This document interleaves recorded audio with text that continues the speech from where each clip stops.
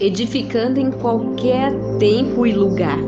Aconteceu que indo nós para o lugar de oração, nos saiu ao encontro uma jovem possessa de um espírito adivinhador, o qual, adivinhando, dava grande lucro aos seus senhores.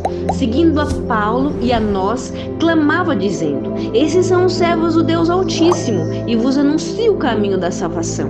Isso se repetia por muitos dias. Então Paulo, já indignado, voltando-se, disse ao espírito: em nome de Jesus Cristo, eu te mando, retira-te dela. E ele na mesma hora saiu. Vendo seus senhores que se lhe desfizera a esperança do lucro, agarrando Paulo e Silas, os arrastaram para a praça, na presença das autoridades, e levando-os aos pretores, disseram: estes homens, sendo judeus, perturbam a nossa cidade, propagando costumes que não podemos receber nem praticar, porque somos romanos. Levantou-se a multidão, unida contra eles, e os pretores, rasgando-lhes as vestes, mandaram açoitá-los com varas, e depois de lhe darem muitos açoites, os lançaram no cárcere, ordenando ao carcereiro que os guardasse com toda a segurança. Este, recebendo tal ordem, levou-os para o cárcere interior e lhes prendeu os pés no tronco. Por volta da meia-noite, Paulo e Silas oravam e cantavam louvores a Deus, e os demais companheiros de prisão escutavam. O apóstolo Paulo, cheio da convicção do chamado para edificar a igreja, saiu mundo afora, debaixo da direção do Espírito Santo, edificando igrejas onde quer que chegasse e para onde quer que fosse enviado. Chegando em Filipos, começou a edificar a igreja, ganhando as pessoas que se reuniam em um lugar de oração. Nesse lugar ele ganhou Lídia e sua família. O problema é que nesse lugar, além de buscarem a Deus, também o diabo se manifestava enganando as pessoas ali. Destruir as obras do diabo é uma ação que faz parte da edificação da igreja. Foi o que Paulo fez ao expulsar o demônio que oprimia aquela moça, fazendo-a adivinhar. Claro que isso teria consequências, como teve. Paulo foi preso, açoitado e colocado no cárcere interior da prisão daquela cidade. Por causa da convicção que Paulo tinha sobre o seu chamado, em momento algum teve dúvida se estava no lugar errado. Ele tinha certeza que Deus o colocara ali para pregar aos gentios, e foi exatamente o que ele continuou fazendo dentro da prisão. Na verdade, o lugar era só um detalhe, pois o importante para ele era edificar a igreja, ainda que para isso precisasse ser preso, a fim de pregar aqueles aos quais ninguém entraria ali para pregar. Ainda que fosse necessário para atingir esse objetivo, então ele não faria caso da própria situação e iria até lá, desde que a igreja fosse edificada em todo lugar.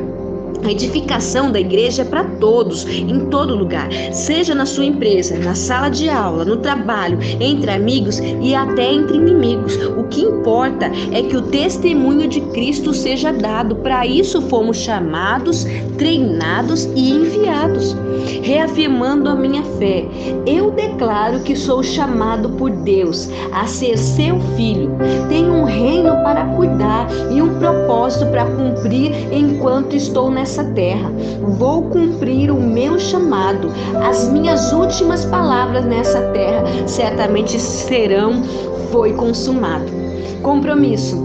Vou listar o nome das pessoas com quem me relaciono e orar por elas. Em tempo oportuno, eu vou testemunhar da graça de Deus para elas. Amém?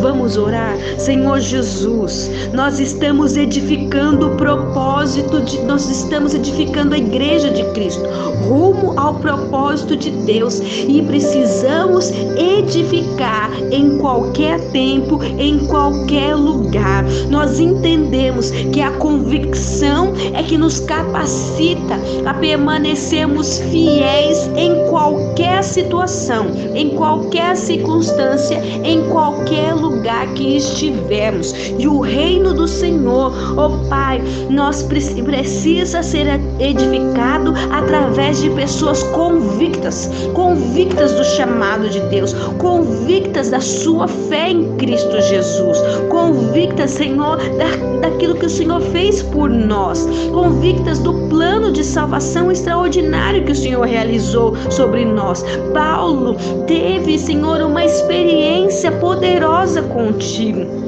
Ele entregou a sua vida para Cristo, ele teve um encontro verdadeiro com Jesus e entendeu o seu chamado. A partir dali, ele caminhou em rumo ao propósito de Deus. E quando as situações adversas vinham, quando as provações vinham, quando os problemas vinham, ele não reclamava, ele não murmurava, ele não falava que queria desistir do seu chamado, ele não culpava a Deus por causa dos problemas que estavam acontecendo. Ele sabia que a sua vida estava nas mãos de Deus, no controle de Deus e na direção de Deus, e que tudo que acontecia, quer coisas boas ou coisas complicadas, coisas ruins, no final todas elas cooperariam para o bem, para o avanço do reino de Deus, para que a igreja fosse edificada e para que ele crescesse juntamente com a igreja.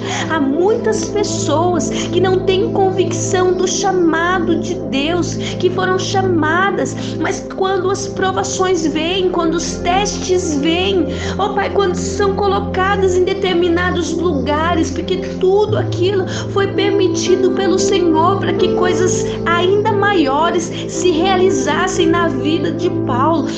Paulo foi açoitado, Paulo sofreu na mão daquele carcereiro, mas no final a glória foi ainda maior, porque aquele carcereiro se converte, se rende ao Senhor, ele e toda a sua família, e Deus realiza um terremoto, Deus faz uma obra poderosa na vida daqueles homens que estavam aprisionados. Tudo isso através de Paulo e Silas, que entenderam o seu chamado, que entenderam a convicção, que tinham convicção. Se Deus nos permitiu chegarmos até aqui, se Deus nos permitiu passarmos por essas provações, se Deus nos permitiu passarmos por essas lutas, é porque no final a glória dele será ainda maior, é porque coisas poderosas se realizarão através de nós. E eu quero orar nesse dia para que o Espírito Santo revele isso a você. Eu não sei que lugar você está, que situações você tem enfrentado, que tipos de testes, de provações você enfrentou, mas compensa. Tenta imaginar, não foi fácil as feridas que Paulo teve que suportar, as dores que ele teve que ele e Silas tiveram que aguentar. Foram injustiçados, eles foram injustiçados porque estavam realizando a vontade de Deus, eles estavam libertando pessoas, pregando o evangelho.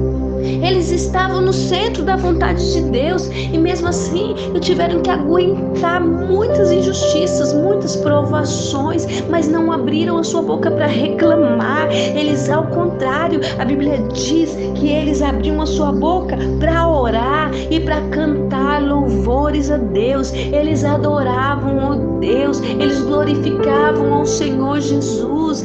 Se Jesus pôde suportar, nós também podemos suportar, porque eles tinham convicção do chamado, eles tinham convicção da recompensa, eles tinham convicção da glória de Deus, eles tinham convicção que Deus era poderoso para livrá-los. Eles sabiam que se Deus estava permitindo, que eles passassem por uma situação tão complicada, tão difícil, isso era sinal de que algo extraordinário, muito grande, Deus iria realizar na vida deles. Nós vemos isso na Bíblia, vemos isso nas histórias dos homens de Deus, quando as coisas estão mais difíceis, quando os caminhos estão mais fechados, quando existe muita resistência, quando existem muitos bloqueios, quando existem muitas afrontas do inferno. Isso é sinal de que coisas sobrenaturais, extraordinárias, grandiosas estão por vir sobre as nossas vidas. Isso é convicção. Creia que Deus está com você em todo lugar que você estiver, em qualquer situação que você passar. Lembra que Ele está dentro do barco da sua vida e Ele é poderoso para realizar um grande terremoto e fazer coisas grandes. Se prepare, porque grandes coisas estão vindo sobre você. Amém?